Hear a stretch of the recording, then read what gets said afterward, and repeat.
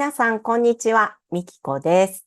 クラスで動物の鳴き声の話をすると必ず盛り上がります。ですので、今日はその話をしようかなと思います。動物はどこの国にいても同じ鳴き声なのに、鳴き声を聞いて表現するときは各国で違いますよね。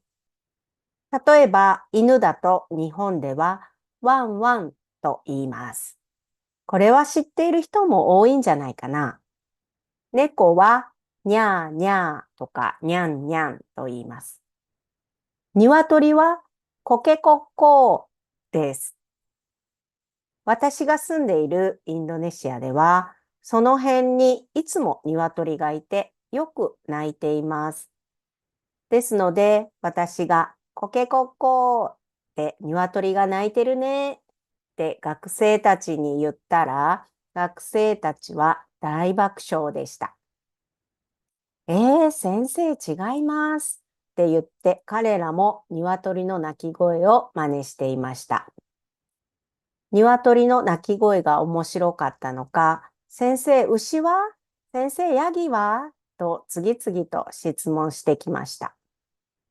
ちなみに牛はモーでヤギはメーです。皆さんの国ではどうですか？よかったら教えてくださいね。それから動物ではなくて虫ですが、日本の梅雨明けに大きな声で鳴く虫は何でしょう？はい、それはセミです。日本ではセミが鳴き始めると、それは梅雨明けのサインです。セミの鳴き声はうるさいですが、セミの鳴き声は季節の移ろいを感じられるので好きです。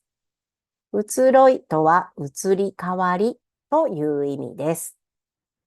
ここでは私が知っている2種類のセミを紹介しようと思います。一つはミンミンゼミです。その名の通り、ミンミンミンミンミンと鳴きます。もう一つはつくつく帽子です。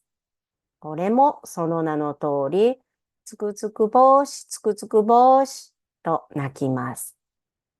もし日本に住んでいる人がいたら、セミの鳴き声を聞いてみてくださいね。その通りに聞こえるかな？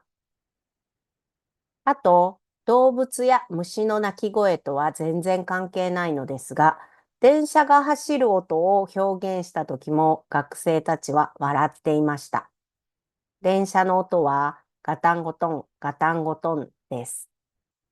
日本語の発音は必ず子音と母音がセットです。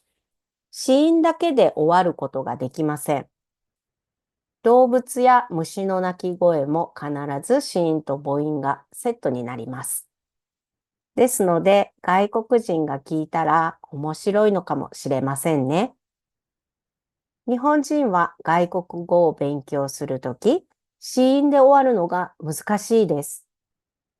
例えば、食べるの英語、eat は eat と発音したくなるのです。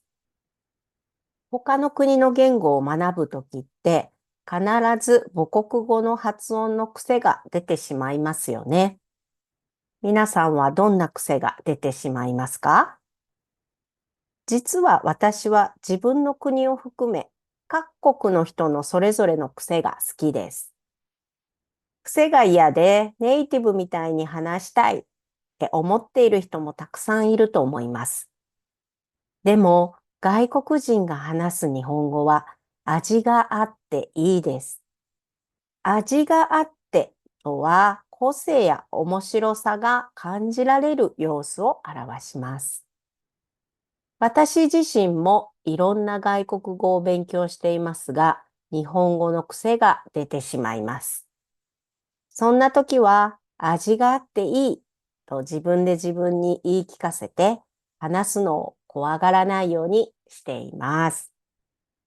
はい、今日はここまでです。